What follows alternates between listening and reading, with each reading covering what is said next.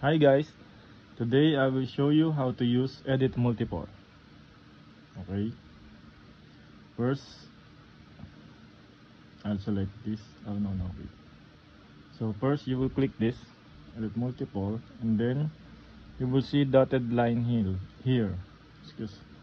Then you can drag it until the end. So it will show all the drawings you have, and then you can do whatever you want to the drawing. You can resize it. You can also delete it, but for this I want to resize it. So here, then after that you can hit again the Edit Multiple,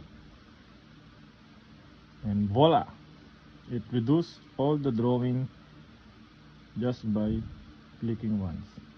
You don't have to withdraw everything.